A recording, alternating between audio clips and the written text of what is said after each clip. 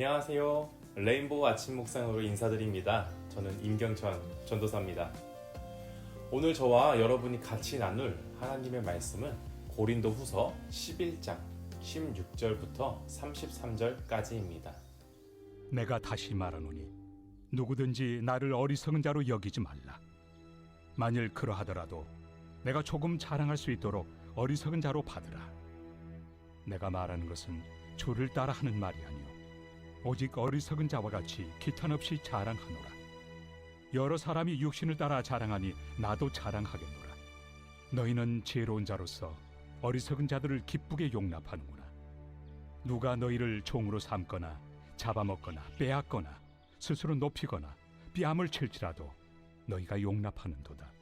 나는 우리가 약한 것 같이 욕되게 말하노라.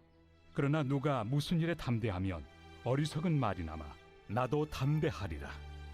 그들이 히브리인이냐 나도 그러하며 그들이 이스라엘인이냐 나도 그러하며 그들이 아브라함의 후손이냐 나도 그러하며 그들이 그리스도의 일꾼이냐 정신없는 말을 하거니와 나는 더욱 그러하도다.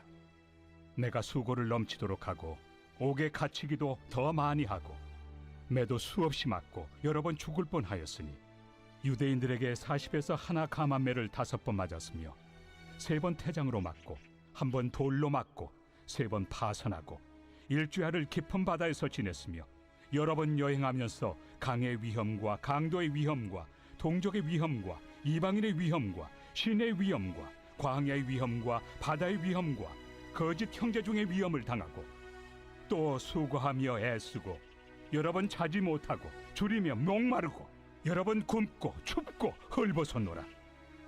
이외의 일은 고사하고 아직도 날마다 내 속에 눌리는 일이 있으니 곧 모든 교회를 위하여 염려하는 것이다.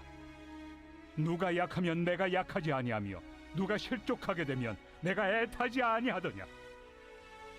내가 부득불 자랑할진대 내가 약한 것을 자랑하리라. 주 예수의 아버지 영원히 찬송할 하나님이 내가 거짓말 아니하는 것을 아시느니라. 다메섹에서 아레다 왕의 고관이 나를 잡으려고 다메섹 성을 지켰으나 나는 광주리를 타고 들창문으로 성벽을 내려가 그 손에서 벗어났노라. 어린 시절을 이렇게 한번 추억을 해보았으면 좋겠습니다. 지금 생각하면 정말 유치하다라는 생각이 드는데요. 두 친구가 있습니다. 한 친구가 친구에게 이렇게 이야기를 합니다. 야, 우리 집에 전화기 있다. 그랬더니 다른 친구는 또 이렇게 이야기를 합니다. 뭐래? 우리 집엔 텔레비전 있어. 우리 집 TV는 이만한데? 우리 집 TV에는 연결할 수 있는 게임기도 있다? 에? 우리 집에는 컴퓨터도 있는데 넌 없지? 이렇게 대화를 주고받다 보면 서로의 집에 무슨 물건이 있는지를 다 알게 되고 결국 한 명은 화가 단단히 나서 집에 돌아갔던 기억들이 떠오르게 됩니다. 요즘도 아파트 놀이터를 지나가다 보면 이 시대가 변해서 자랑하는 종류들은 변하였지만 그래도 서로가 가진 것에 대해서 자랑하는 모습을 볼 수 있습니다. 그런데 우리가 이 자랑을 할 때 남을 위해 자랑하는 경우를 본 적이 있으신가요? 보통은 내가 가진 것을 드러내고 나의 업적을 나타내기 위해서 자랑을 하게 됩니다. 오늘 말씀을 통해서 예수 그리스도를 전하는 바울은 어떤 상황 속에서 자랑을 했는지 그리고 무엇을 자랑했는지 어떠한 이유로 자랑을 했는지를 살펴보고자 합니다. 고린도후서의 바울을 보게 되면 이 바울은 그저 나의 업적을 나타내기 위해서만 자랑하는 것이 아니라는 것을 볼 수 있는 것 같습니다. 오늘 말씀 속 바울에게는 아주 답답하고 또 안타까워하는 이 마음이 아주 절실하게 느껴집니다. 어제 묵상한 말씀을 보면 바울이 어떤 마음으로 고린도 교회 교인들에게 나아왔는지를 알 수 있는데요. 2절 말씀을 같이 보게 되면 나는 하나님의 열심으로 여러분을 위해 열심을 내고 있다 라고 이야기합니다. 나의 상황이 허락하는 한도 내에서 내가 할 수 있는 능력만큼 예수 그리스도를 전하는 삶이 아니라 바울은 하나님을 위하여 열심을 다했다라는 사실입니다. 바울은 오직 복음으로 나아갔습니다. 자신이 어떤 모습으로 사역하고 있는지는 전혀 드러내지 않았고요. 나의 모습처럼 살아가라고 권하지도 않는다는 것입니다. 그 어떤 것과도 비교하거나 드러내지 않으면서 오직 예수 그리스도, 이 예수 그리스도의 사랑을 전하고 예수 그리스도의 십자가만 전하는 삶을 사는 그런 바울이었습니다. 그런데 고린도 교회에 있는 거짓 선생들은 오직 예수, 오직 복음을 외치며 살아가는 바울에게 어떠했나요? 바울이 사역을 잘해 나갈 수 있도록 도움을 주지는 못할 망정 도리어 바울을 이간질하고 부정하고 저주하고 온갖 어려움에 처하게 만든 것입니다. 이게 하루 이틀 일이었을까요? 아마 지속적으로 바울이 활동하는 내내 그랬을 것이라 생각이 듭니다. 그러니 바울은 얼마나 답답했을까요? 나는 정말로 간절하고 정말 진심으로 다해 사역하고 있는데 이 어려움에 처해 있는 교회들에게 다가가서 예수의 사랑을 전하고 동기부여하고 야 같이 살아가자 하고 응원하고 격려하고 있는데 이 도저히 변하지 않고 도리어 이간질하고 음해하는 그런 사람들. 고린도서 10장 12절을 보게 되면요, 자기로서 자기를 헤아리고 자기로서 자기를 비교하니 지혜가 없다라고 이야기합니다. 하나님 앞에서 어리석은 일임을 알고 있었습니다. 하지만 바울의 현재 입장은 자랑하는 것이 바람직한 것이 아닐지라도 고린도 교인들에게 신앙을 세워주려고 하는 그 선한 목적을 위해서는 부득이 자랑할 수밖에 없다는 생각으로 굳은 다짐을 한 것 같습니다. 16절입니다. 내가 다시 말하노니 누구든지 나를 어리석은 자로 여기지 말라. 만일 그러하더라도 내가 조금 자랑할 수 있도록 어리석은 자로 받으라. 그래서 오늘 말씀을 통해 바울은 정말로 답답하고 안타까운 심정을 호소하다시피 자신이 자랑하는 것에 대해서 이야기를 하고 있습니다. 거짓 교사들은요, 바울이 사역을 해나가는 데에 이간질하였습니다. 바울을 자신들보다 능력이 없는 사람이라고 생각했습니다. 무엇보다도 이 거짓 교사들은 혈통을 운운하면서 바울의 위상을 내려뜨리기 시작했습니다.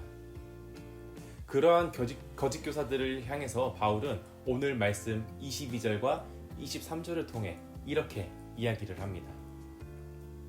그들이 히브리인이냐 나도 그러하며 그들이 이스라엘인이냐 나도 그러하며 그들이 아브라함의 후손이냐 나도 그러하며 그들이 그리스도의 일꾼이냐 정신없는 말을 하거니와 나는 더욱 그러하도다.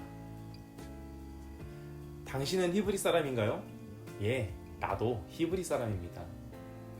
당신 이스라엘 사람이에요? 예, 나도 이스라엘 사람이라고요.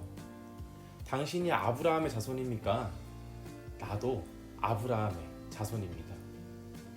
당신이 그리스도의 일꾼입니까? 나도 말할 것이 없습니다. 바울이 얼마나 답답했을지 느껴지시나요?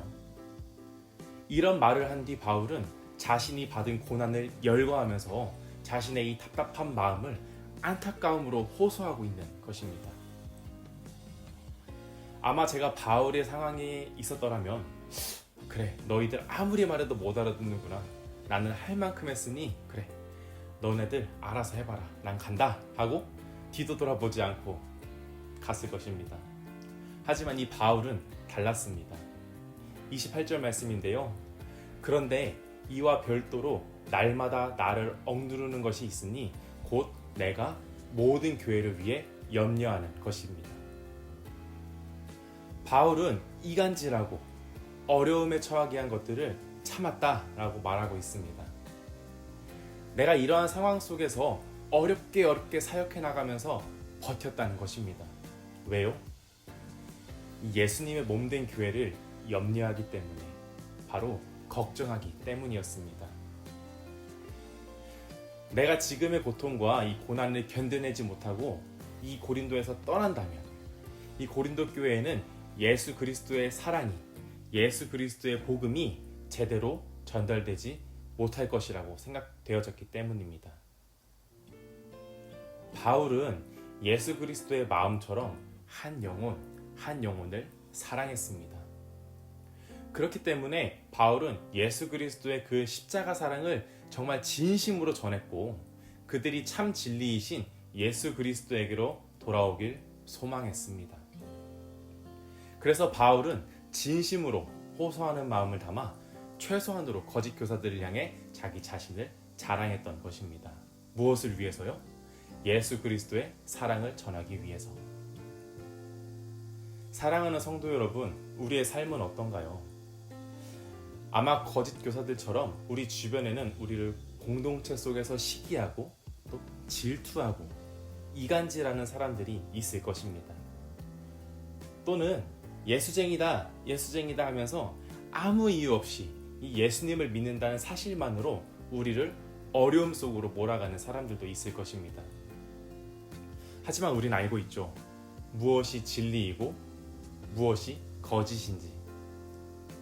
우리는 주저없이 예수 그리스도의 사랑을 전해야 할 것입니다. 저는 선생님들을 통해서 정말 도전받습니다. 아이들을 사랑하는 마음이 그 어떤 사랑하는 마음보다 크고요. 그리고 눈물로 기도하시는 모습들을 보면서 예수님이 우리를 바라보실 때 저런 마음으로 우리를 바라보시지 않았을까. 어른아이 할 것 없이 한 영혼의 소중함을 알고 그 영혼을 사랑하는 마음.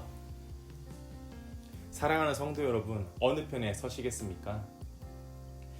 바울의 모습처럼 모진 고난 가운데 속에서 예수 그리스도만을 바라보며 참된 복음, 예수님의 사랑을 전하는 우리가 되시겠습니까? 아니면 거짓 선생들과 같이 이간질하고 예수님을 자랑하는 삶이 아니라 나를 자랑하는 삶을 살아가는 우리가 되시겠습니까? 사랑하는 천하친육의 성도 여러분, 우리를 이간질하고 우리를 고난 가운데 빠뜨려 어려움 속에서 허우적거리게 하는 사람들과 같은 편에서 나를 자랑하는 삶이 아니라 예수 그리스도가 참 진리이고 참 구주이다 라고 정말 마음으로 눈물로 전하는 바울과 같은 삶을 살아가길 예수님의 이름으로 축복합니다. 예수 그리스도를 전하는 삶 가운데 살아가다 보면 내가 세상과 단절되고 세상과 어울리지 못하는 것 같을 수도 있습니다. 하지만 우리 하나님께서는 그런 우리를 알고 계십니다. 주 예수의 아버지 영원히 찬송할 하나님이 내가 거짓말 아니하는 것을 아시니라. 사랑하는 천하친육의 성도 여러분, 하나님께서는 알고 계십니다. 우리가 예수 그리스도를 사랑하고 우리가 예수 그리스도만을 전하는 삶을 살아간다는 사실을 말입니다. 바울의 이러한 하나님께서 우리를 기억한다라는 바울의 이러한 고백이 우리 모든 성도님들의 고백이 되시기를 예수님의 이름으로 축복합니다. 기도하겠습니다.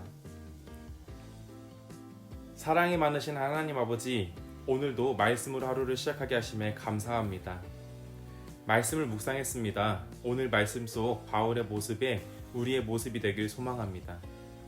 영혼을 사랑하는 마음, 예수 그리스도를 전하는 마음이 내가 받는 세상의 고난보다 크게 하시고 호소하는 심정으로 예수 그리스도를 전한 바울의 모습처럼 우리도 한 영혼 한 영혼에게 참 진리이신 예수 그리스도를 그리고 그 사랑을 전하는 우리가 되도록 오늘 하루를 인도하여 주시옵소서. 감사드리며 예수님 이름으로 기도드립니다. 아멘.